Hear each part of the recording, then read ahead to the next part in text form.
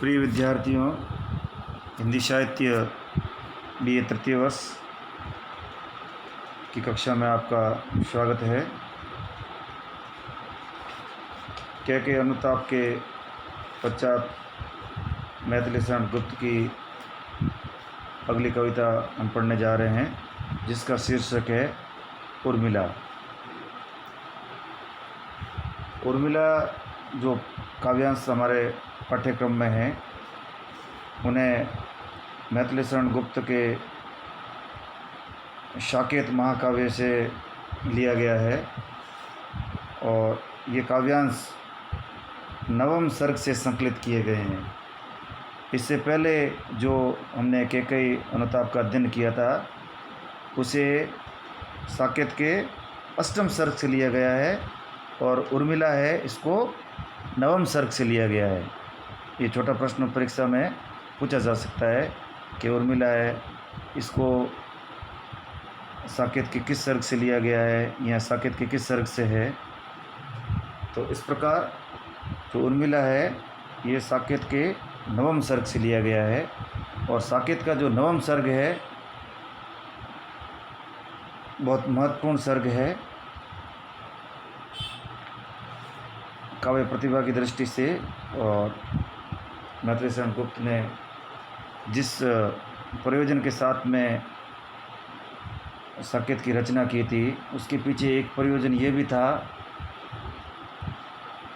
कि हिंदी काव्य में जो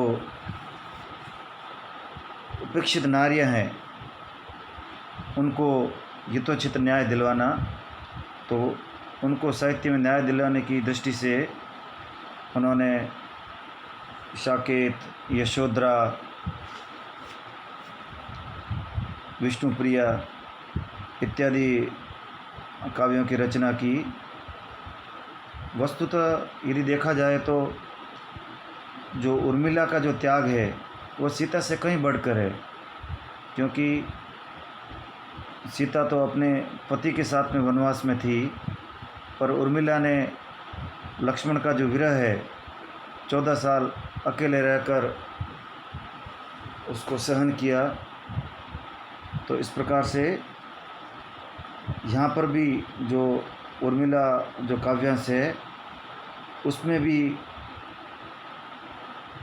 उर्मिला की जो विरह वेदना है उसको यहाँ पर चित्रित किया गया है और विरह वेदना से व्यथित जो उर्मिला के मन के जो उद्गार है, मन के जो भाव है, उसको यहाँ पर अभिव्यक्त किया गया है।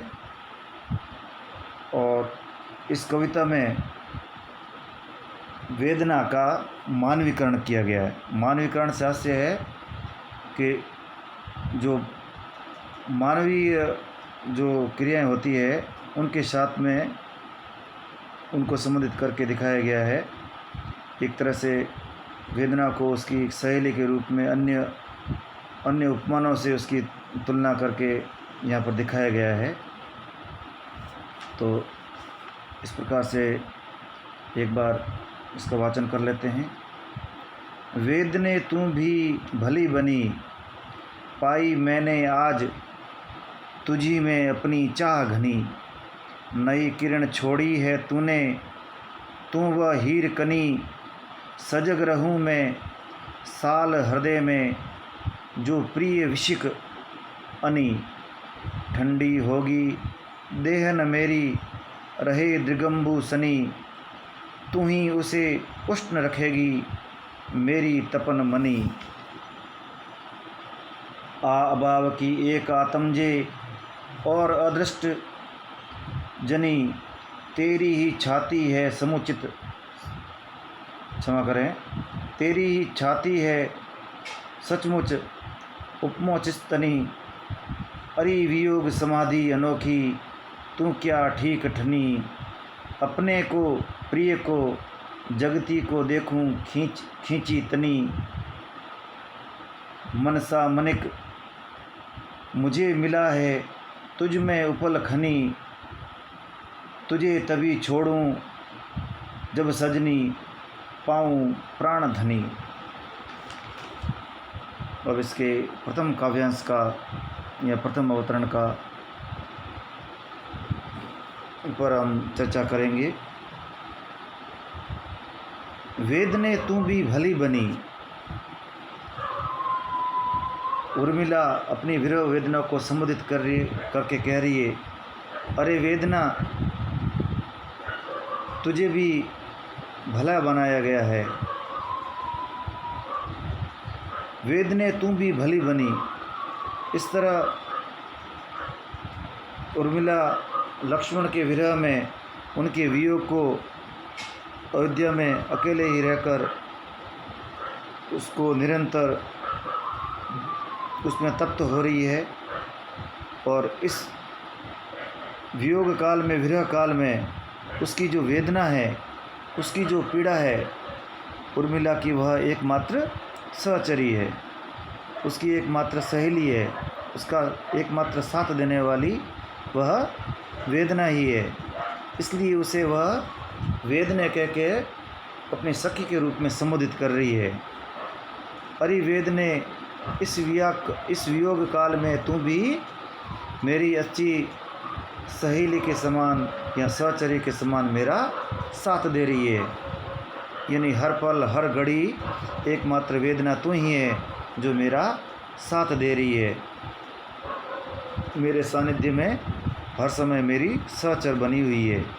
वेदने तू भी भली बनी, पाई मैंने आज तुझी में अपनी चाह घनी। चाह यानी इच्छा और घनी यानी गहरी। वेदने तू भी भली बनी, पाई मैंने आज तुझी में अपनी चाह घनी। वेदना को संबोधित करती हुई उर्मिला कह रही है कि आज मैंने तुझ में अपनी घनी चाह को पाया है। अर्थात विरह वेदना से जो उसका जो प्रियतम है, उसको जो प्राप्त करने की उसके मन में जो मन की जो इच्छाएं हैं, जो अभिलाषाएं हैं, जो लालसाएं हैं, वे और भी तीव्र होने लगी है। अर्थात वियोग की इस घड़ी में एकमात्र तू मेरी सहचरी बनी हुई है और तेरे कारण ही प्रियतम को जो पाने की जो मेरे मन में जो चाह है वह निरंतर गहरी होती जा रही है, घनी होती जा रही है। नई किरण छोड़ी है तूने, तू वह हीर कनी। हीर यानी संस्कृत का शब्द है हीरक, जिसका अर्थ होता है हीरा, और कनी का अर्थ होता है कांति, चमक, किरण। नई किरण छोड़ी है तूने, तू वह हीर कनी। उर्मिला वेदना को विभिन्न उपमानों से संबोधित कर रही है, विभिन्न उपमान देकर उसकी तुलना कर रही है। नई किरण छोड़ी है तूने, तू वह हीर कनी। जिस प्रकार अंधेरे में व्यक्ति को प्रकाश की छोटी सी चमक भी उसे आसान्वित कर देती है, आगे बढ़ने के लिए उसकी राह को प्रशस्त करती है, उसी प्रकार इस चिरवियोग की घड़ी में जो वेदना है वह उसके प्रियतम से मिलने की, उस निराशा रूपी अंधेरे में प्रियतम को पाने की जो उसकी जो चाह है वह एक प्रकाश की किरण के रूप में निरंतर उसे प्राप्त हो रही है। तू वह हीर कनी, तू उस हीरक कनी के समान, हीरे की चमक के समान मेरे इस अंधेरे रूपी जीवन में या मेरे निराशा रूपी अंधेरे को मिटाने वाली है। इस प्रकार वेदना उसके निराशा रूपी अंधेरे जीवन में आशा रूपी प्रीतम से मिलने की आशा रूपी किरण के समान बनी हुई है। सजग रहूं मैं साल हृदय में। सालना का अर्थ होता है पीड़ा देना। सजग रहूं मैं साल हृदय में, जो प्रिय विशिक अनी। विशिक शब्द का अर्थ है विषाक्त बाण। और अनि का अर्थ है नौक। सजग रहूँ मैं साल हृदय में, जो प्रिय विशिक अनि। यहाँ पर जो वेदना है उसको प्रिय विशिक अनि का अनि नाम दिया गया है। यानी जिस प्रकार जो विषाक्त बाण होता है हृदय में चुभ जाता है, निरंतर पीड़ा देता रहता है, उसी प्रकार से प्रिय के विरह में, विरह का जो संताप है उसके जो विषाक्त बाण है पैनी नोक के समान उसके हृदय को निरंतर सालते जा रहे हैं। और इस प्रकार निरंतर प्रियतम का जो वियोग है उसके जो विषाक्त जो बाण हैं हृदय में निरंतर रूप से चुभते जा रहे हैं। उर्मिला कह रही है कि वे मेरे हृदय में पीड़ा दे रहे हैं, मुझे साल रहे हैं, लेकिन साथ ही कह रहे हैं सजग रहूँ मैं। इस प्रकार जो विरह की जो पीड़ा है,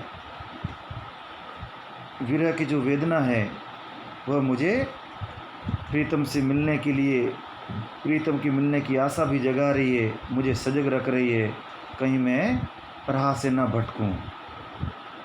ठंडी होगी देह न मेरी, रहे दृगंबु सनी।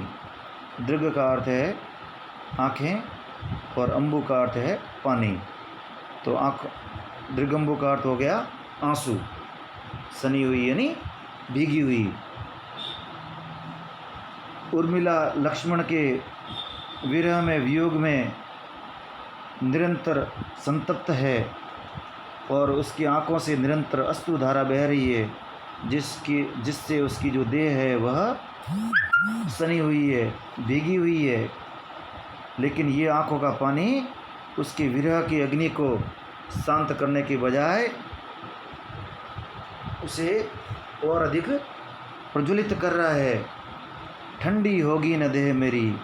इस प्रकार अश्रुओं से भीगी हुई उसकी जो देह है वह अपने प्रीतम के वियोग में कभी भी ठंडी नहीं होगी। इस प्रकार जो देह में विरह जो अग्नि है वह निरंतर उसे तप्त करती रहेगी और उसकी आँखों से अश्रुधारा बहती रहेगी। लेकिन इस विरह संताप के कारण उसका शरीर शीतल नहीं होगा, अर्थात उसकी जो हृदय की जो उसकी जो वेदना है वह कभी भी शांत नहीं होगी। निरंतर उसके वियोग, प्रियतम के वियोग के कारण उसकी आंखों में अश्रुधारा बहती रहेगी। इसलिए आगे वेदना को संबोधित करती उर्मिला क्या कह रही है, तू ही उसे उष्ण रखेगी मेरी तपन मणि। तपन का अर्थ होता है तप्त, मणि का अर्थ होता है मणि।